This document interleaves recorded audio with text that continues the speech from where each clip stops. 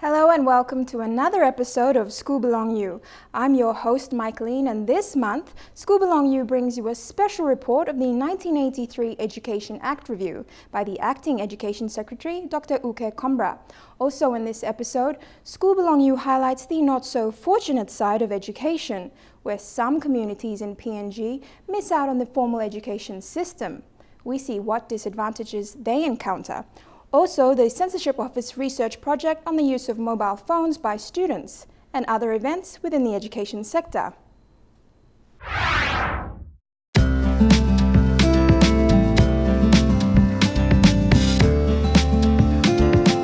The education system is governed by two major laws, the Education Act and the Teaching Service Act, which manages and governs the teachers and the teaching force. The Education Act was passed by Parliament in 1983, and we've been governed by that until 1995, when the provincial government reforms started to take effect. We also had to amend parts of the Education Act. So since 1983, we have no major review of the Act, of the Education Act. So now that we are in 2015, it's well over 20 years that, or 30 years that we have had this same act. And there have been many changes in policy, many changes in practice, and we feel that it is timely for us to have a review of the Education Act. So it reflects the changes and the aspirations going forward into the future. Dr. Kombra stated that the review of the Education Act will reflect the changes and aspects with a drive forward into the future. Hence, the Ministry of the Education Department and its stakeholders had started the review in 2014. So far, we have conducted regional consultations at each region with representatives from different interest groups and stakeholders. We are now in the process of collating all of this information together to find out what are the basic or main common issues or changes we would like to see in the education system. So at this stage, we are now collating all the information, also cross-checking with some of the other stakeholders who were not part of the regional consultations. That consultation process is starting this week, and we are bringing certain interest groups like the churches, the private schools, and others to further the discussion and come to some conclusion on some of the issues that have been raised through the regional consultations. The department hoped to have the review of the Education Act, which will be completed by the end of this year, as the result of the concerns raised after consultations with its stakeholders. We'll then take to Cabinet, and the legal process will also take its own course, where we'll have to take it through the Law Reform Commission, take it through to get what they call a certificate of, to get a certificate to approve that law should be changed.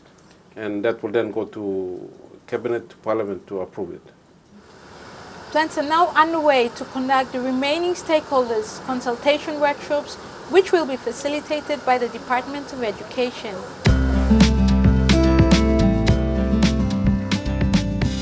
The next consultation will be with stakeholders from church organizations, the Law Reform Commission, the private and permitted schools. Once that is all completed, we will then bring in the next lot of groups we will be consulting with is the top management or senior management of the Department of Education. That includes agencies like the Teaching Service Commission, and also we'll be bringing in agencies like or interest groups or stakeholders like the Teachers Union. They will all be part of that next stage of process. Once that is completed, we intend to take it to the National Education Board, and the National Education Board, once it endorses it, it will then go up to our minister to take it to cabinet. The acting education secretary further emphasized on few issues with implications on the reviewing of the Education Act. In terms of management, there are some views saying that the appointments and the systems at the provincial level should be centralized, against some other opposing views which say that it should be left at the provincial level, where we build a capacity at the provinces to better manage the schools. So that's one of the very debatable issue that's coming up, and we'll have to draw some conclusion on how we come to a conclusion on that. But at the moment, it's very much decentralized, except for areas of education curriculum or school curriculum, education standards, and national policy, a few areas that the department is responsible for. But otherwise, most of the operations and management of the schools are at the provincial level. So that's one of the issues. The other one that has also come up is, particularly in NCD, there's a proposal for us to look at decentralizing NCD from the Department of Education to the NCD Commission. So we are also progressing that. But as of now, the education services in NCD are part of the National Department of Education, and it's in the Education Act. So if we are to move away from that current structure that we have, will also have to be reflected in this Education Act that we are discussing. We'll have to also look at further into the issue of education standards, where we have decentralized education standard systems, where curriculum and teacher performance and all that is happening at the provincial level with the provincial education boards and education advisors taking charge of quality issues, or do we still maintain centrally where we have the inspectors or standard officers reporting straight up to the Secretary for Education? So those are some of the contentious issues that we are debating now to come to some conclusion. The other one that we also have discussed further and we have to come to some conclusion is the school structure. The school structure, as we know, is what we call a 3-6-4 structure we have now. 3 elementary, 6 primary, and 4 secondary. We have some discussions already on whether we should have what we call a 2-6-6 structure. Then recently in lay conference of the senior officers, we came to a discussion about whether we should look at going back to the independent structure, which is what we call a 7-4-2 structure. So 7 primary, 7 primary, 4 junior high school, and 2 senior high school or national high school. So those 3 different structures we are discussing to come to some conclusion, and it has got some implications with the Education Act also. So those are some of the changes that have happened up to now, and we have to accommodate all of these into the Education Act. The acting education secretary is inviting the public, which includes other religions, individuals from societies, non-profit organizations, to name a few, to submit any additional views or queries to this email address: act_review@education.gov.pg, or write to Department of Education, care of Executive Officer, Education Act Review Technical Working Team, PO Box 446, Waigani, NCD, or contact the department on 301-3565 or 301-3550.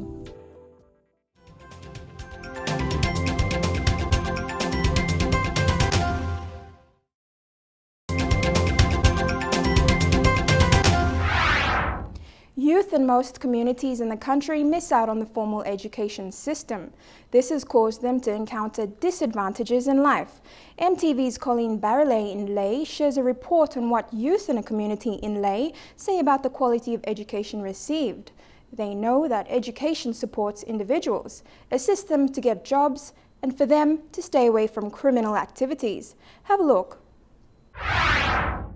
According to Morobe Provincial Community Development Division, Morobe is focused on youth and people empowerment as a key area for youth development in the province. This comes following a steady rise in the rate of criminal activities in Ley involving young people.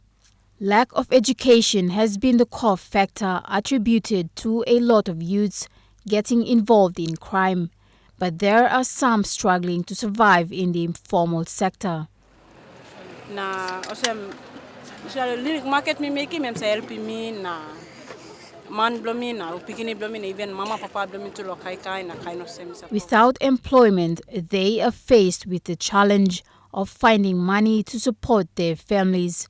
Some of them engage in small income generating opportunities just to make ends meet. The fortunate ones get help, the opportunity to participate in youth development programs.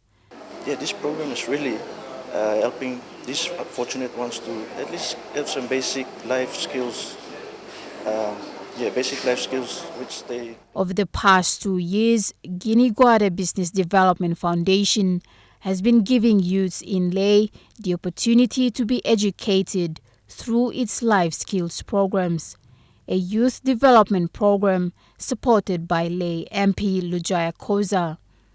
The president of the Ley District Youth Council says by engaging young people in youth development programs, crime and social issues can be minimized in society. Especially the business houses, they need to come in and be in partnership with, especially us, the youths of Ley District Youth Council, which we are working hand in hand with the CDO, the Ley District Youth. Moses Wekur, a man from East Sepik Province, has been living at Ley's West Taraka community for 20 years. His community, West Taraka, is renowned to be one of Ley's crime hotspots. Assembly business communication, we plan him long how long interview na writing all application go long all lopain work all display. Na we plan him too long all how manage him all legal business inside long all table market lo mibla.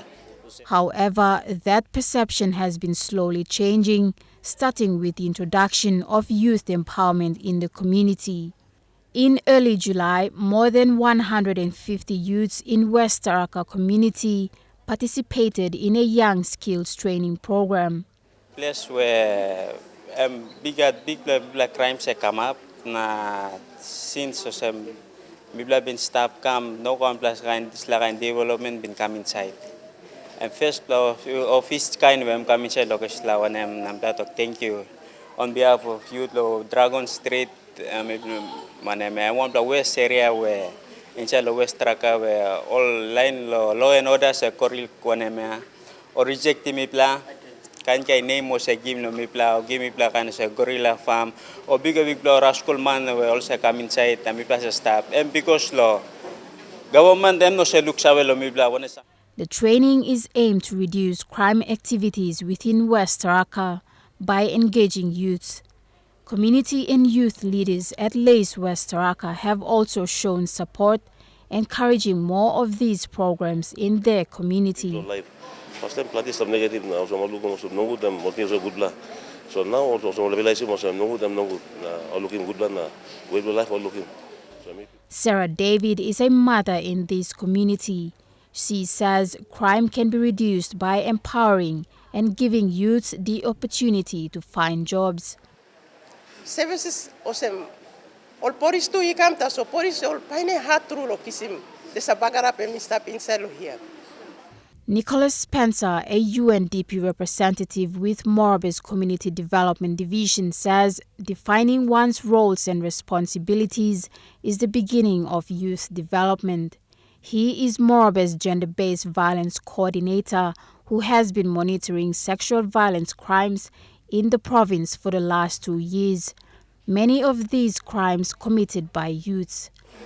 So many people, both men and women, actually don't know what their roles and responsibilities are. And so the only thing that they understand is to copy from their parents. Now, if their parents were given a bad example, then they're going to copy that bad example. Majority of the people at West Taraka community say the solution for the crime problems is education and employment for youths. They have called for the government to fund and create the opportunities closer to the people.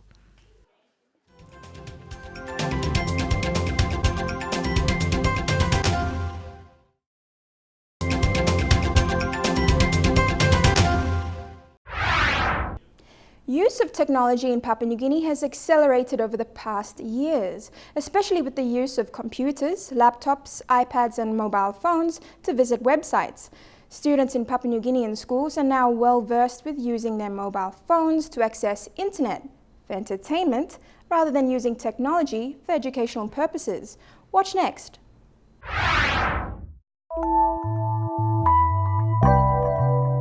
The use of websites in Papua New Guinea by secondary school students, especially grades 11 and 12, has been a great concern for many parents, guardians, teachers and organizations. Since the introduction of internet in the country in the early 1990s, technology advanced and by the year 2000, internet was then accessed by mobile phones and other ICT tools. The Censorship Office of Papua New Guinea, with its primary function, is to classify the content of films and publication and to monitor and regulate the entertainment media under the act known as the Classification of Publication or Censorship Act 1989. It's almost 24 years or 25 now we have been operating under that act. Technology has made the current act became, you can say it's not relevant anymore these days. So right now, I think last year we have completed a review of the current act, and it's still with the Attorney General for their comment, and it will be coming out shortly once the decision and comment is finalized. Students studying in Papua New Guinea secondary schools spend money for 3 megabytes to go online and frequently look for many different types of information, wasting large amounts of time on the internet. Mr. Cyril Kruak, research officer for the Office of Censorship, told Skul Bilong Yu that students with mobile phones are frequent users who move through websites rapidly, accessing internet for socializing and entertainment rather than for educational reasons. This was revealed in 2014 by the Censorship Office through the conduct of a research project on the use of mobile phones by students who download and view movies on their mobile phones. Office of Censorship has assigned me to conduct this research, and the title of the research is the use of mobile phone to access indecent information and materials via internet through the use of mobile phone by school children. And it's a big challenge for the office and for me to conduct this research. We started this research project in 2014, and 4 schools we visited. First 2 in central and southern region, central province, and NCD, Port Moresby National High School. And for central, which is Sogeri National High School. And other 2 was conducted in East New Britain, schools in East New Britain, Kerawat National High School and Wu St. Mary's. The types of films program viewed by students as part of the question we've carried out and collected. 51% of the students, they go for entertainment and music. They select that program, and others, 27%, they go for other program apart from entertainment and music. And others go for religion and cartoon program they select in that country. 91% of the students say that they do have school rules in their respective schools. But the main thing is due to schools are not effectively imposing penalties on them, so that's why they're using it. Mr. Robroy Chiki, the Principal Advisor for Media at the Office of Censorship, during an interview with Skul Bilong Yu, stated that there are no mechanisms in place to control the use of internet in Papua New Guinea. Mr. Chiki further emphasized that there is a proposed internet filtering system underway to regulate the use of internet in PNG, which will gradually improve the lives of the many young people in Papua New Guinea. In the research, 51% go for entertainment and music. What type of music they listen to, we do not know. It is a generalized finding. And also, the other 27%, they go for other things, and they have not specified what other things they view. It could be pornography, it could be terrorist acts of terrorism, it could be anything. The research is in line to one of the main activities for the office, which is the internet filtering concept. The internet filtering concept is basically to monitor the flow of internet that is being sent, that is being viewed by young people. And it has been a lot of talk these days about the government trying to control the social media and all this, but it's basically not that. PNG is a democratic country, you have the freedom of expression. What we are trying to do is help to minimize the flow of indecent materials to our young people. And when you look at the government's Vision 2050, Pillar 6 talks about creating a healthy environment for all people, and that's what the office is tasked to do. That is to create a healthy mindset, to create a healthy society, and to have our young people think to do business and to develop our country with a healthy mind. And you will see nowadays, when you see a young grade 8 boy can sit down on the street and see a lady passing by, he or she can tell that lady what he is going to do to that lady. Why? Internet. Why? Facebook. All these things. So as a government regulatory body, we are tasked now to fight this big problem. And the problem is to lower the flow of indecent materials. And this, what we are trying to do is going through the ISPs, Internet Service Providers, to have some things in place or laws in place that can, that they will allow certain things that is good for young people to see. And that is what the office is doing. The internet filtering concept is a proposed one. It's a proposed one, and feasibility studies and other findings are yet to be done. And this research is part of that. It's initially part of that. And once we have proper findings in place, we'll call for wider consultation to have a filtering system in place, and that is to help you and me, and not to suppress the freedom of anyone, but to guide us to have a healthy society. The office now is doing is we have our awareness coordinator, Karen, has come up with an awareness strategy, and that awareness strategy is in a draft form, and once approved by the management, this awareness strategy will come into place, and that means that the Office of Censorship will now, as of next year, will roll into all the schools in the country, and that is to create awareness on the type of movies young people watch, what to watch, what not to watch, the dangers of it, the social media, the advantage of using the social media, but what are the other things that is distracting you from using social media.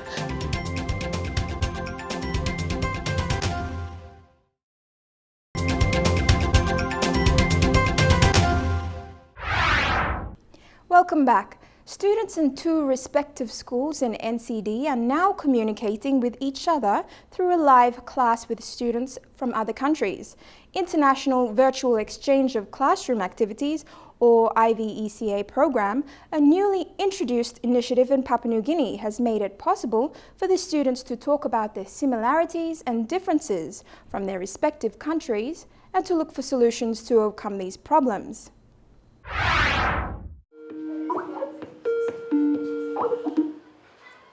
International Virtual Exchange of Classroom Activities, or IVECA, is an online classroom exchange program in which kindergarten to grade 12 school students in different countries share their thoughts and ideas through a web-based content management system.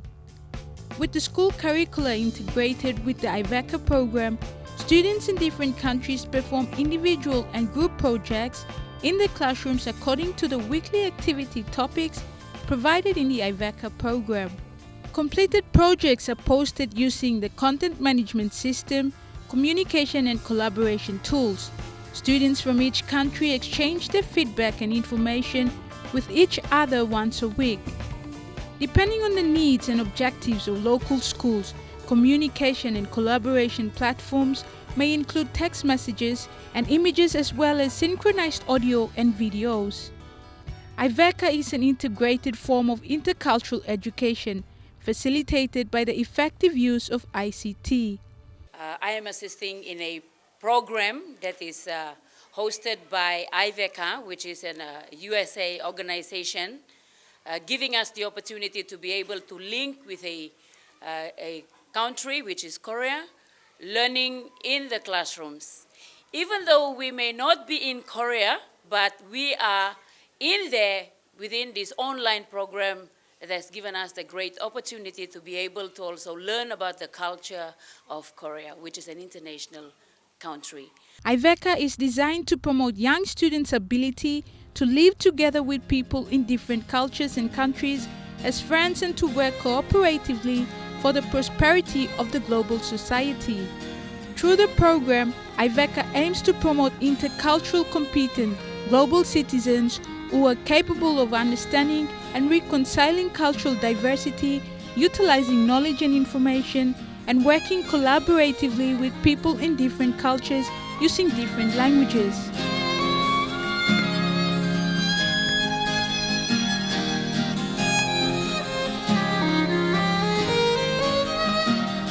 Last month on June 26, grades 4 and 5 students from Baroko Primary School in NCD were paired with students attending Chemsayam Elementary School in South Korea through the IVECA program.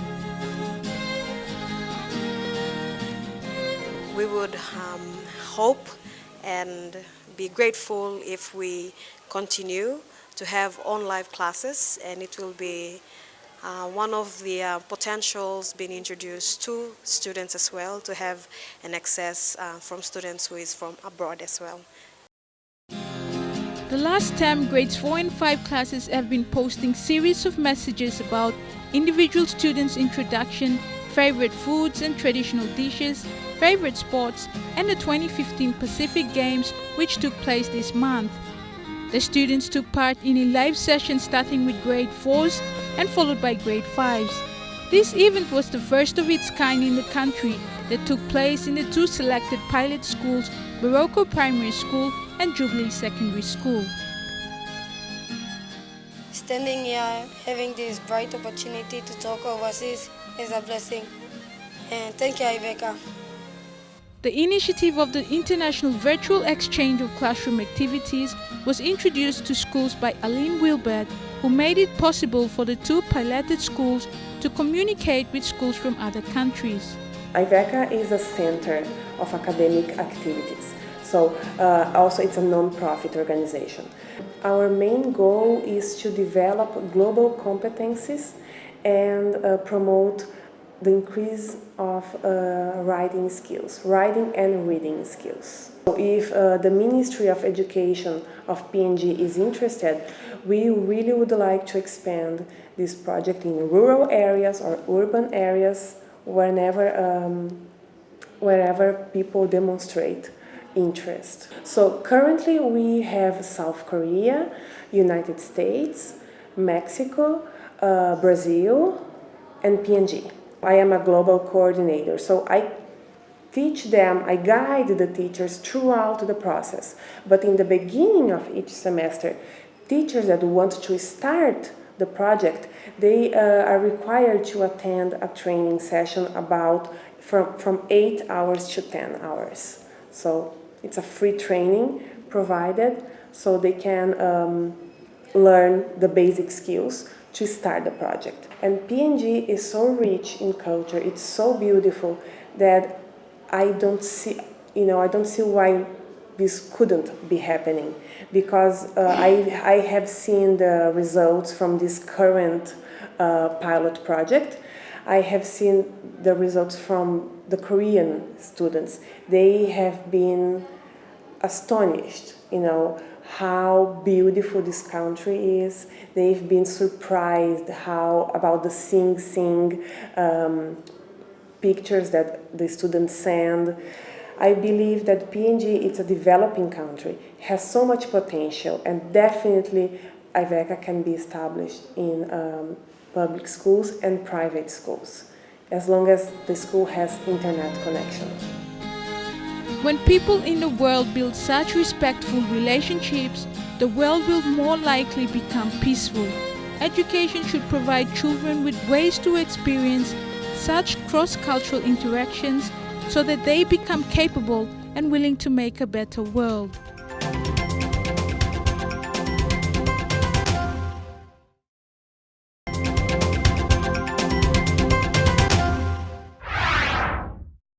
On the 25th of June this year, NASFund Contributor Savings and Loan Society Limited announced a new savings product called Kids Savings Account to enable children to save for their future. 2 schools in the nation's capital were privileged to be a part of this new initiative. Have a look.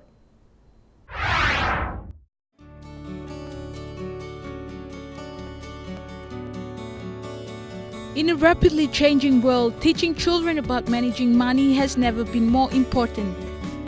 If kids develop good financial skills from an early age, they will be ready for the financial challenges of adulthood. Giving children a good foundation and teaching them about money matters is critical for their personal development.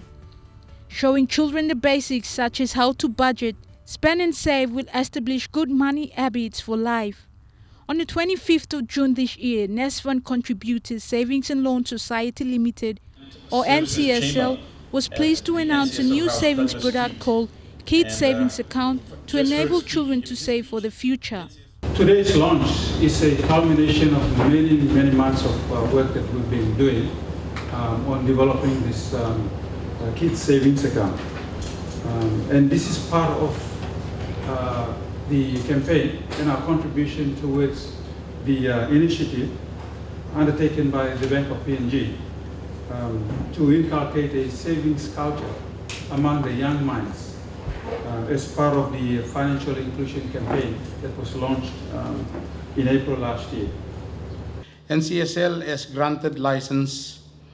was granted license in late 2003, but has grown to be the second largest savings and loan society. I was just talking to Mr. Lowy about that. That is in terms of total assets. But actually in terms of membership, NCSL is the largest with well over 70,000 members. That's such a significant or phenomenal growth over this period. NCSL developed the Kids Savings Account with the objective of creating savings culture among children and getting them to know banking and money management at an early age so that they will become financially responsible in future. Kids Savings Account is a trustee account and can be accessed by the children when they reach the legal age of 18 years. Early withdrawals of funds under this new product will be considered for trustees seeking funding assistance to further the child's education and related expenses and emergency medical purposes for the child. The intention is for the parent to grow the funds in the kids savings account until the child turns 18. And this is when the parent would hand over the control of the account to the child. Kids Savings Account is being piloted in 2 NCD-based schools, Babaroko Primary and Coronation Primary School. Mr. Lahoe stated that 37 accounts have already been opened with a balance of 5,000 kina. NCSL will conduct financial literacy sessions with the children in schools before signing them up for the new accounts. NCSL will provide financial literacy sessions to the children. And prior to inviting them to open the accounts, we will have a classroom setting where financial literacy sessions will be provided to the children. The materials to be used in these sessions have been adopted from a program successfully run by the Credit Union Federation of Australia, CUFA. And this is a program that's currently been run in Cambodia. So if anyone has the chance, go into the CUFA website and it will give you an idea as to the success of the program there in Cambodia. The materials that we will be using are from there, but they have been customized for the PNG environment. It's a great thing for children to learn to save little money that they are given by relatives which they cannot use. So it is something that I would encourage parents, relatives of children who are at school and the younger children at home or at school to be able to start saving little money that they have. So they will not always depend on parents to save for them. The more financially educated the children are on savings, the better spending decisions they will make throughout their lives.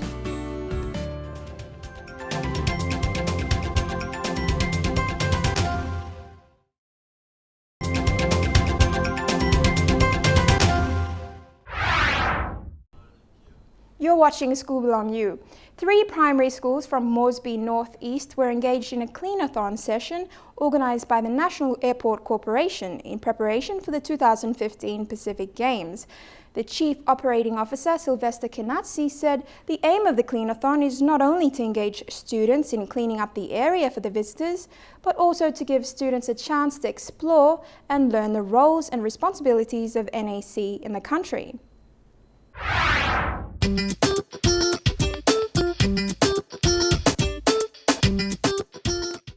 The months of June and July saw the whole nation come together in preparation for the much-awaited 2015 Pacific Games.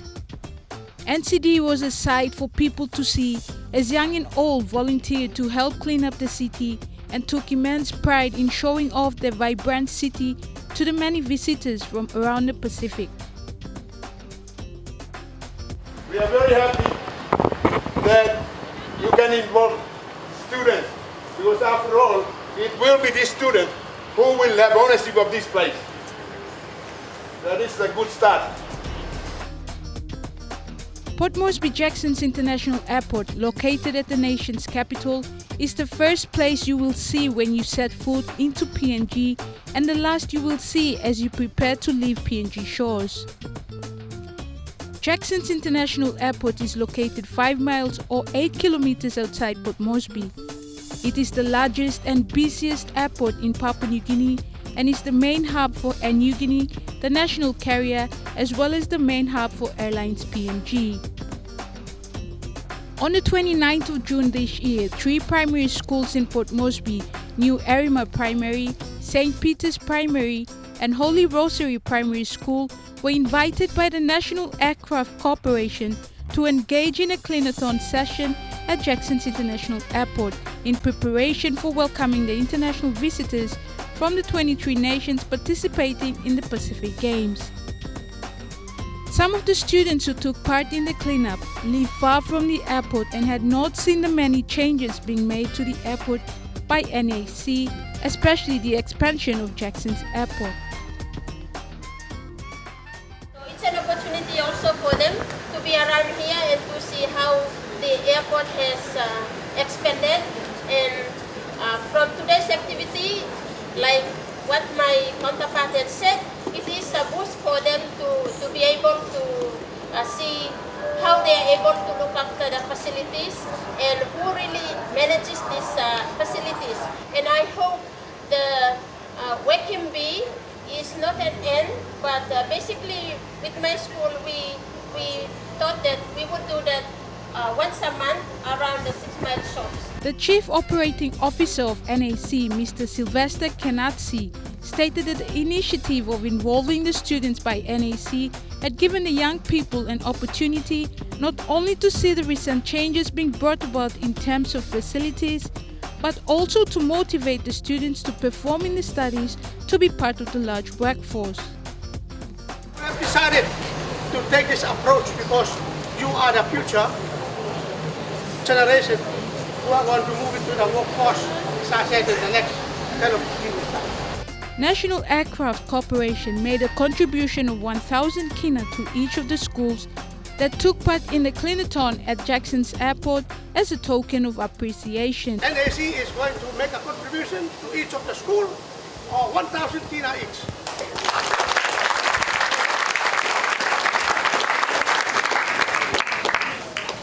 That is is a token of appreciation, and how you use it is up to you.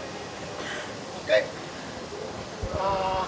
Also, I'd like to announce that on December the 7th, we are going to hold here what we call an Aviation Day. Aviation Day is a day that we open up the airport and we invite the public to come, and they come and have a look at the displays of the different stakeholders at the airport. So not only NAC, the airline industry, airlines, NUG, airlines PNC, and the general aviation operators will be putting on displays during this time. So it's a good time for you to bring in your students and come and have a look, and you can find out more about the services that we provided here. December 7th, if you are available and you are interested, you let our team know, the events team, and they can organize you.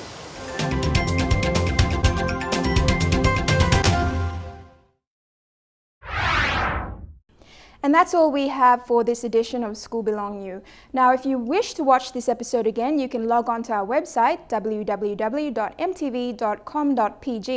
For any comments, suggestions or queries, feel free to post on our Facebook page or email us on the address now showing on your screen. Until then, on behalf of the Skul Bilong Yu team, good night and enjoy the rest of your viewing on your #1 station, MTV.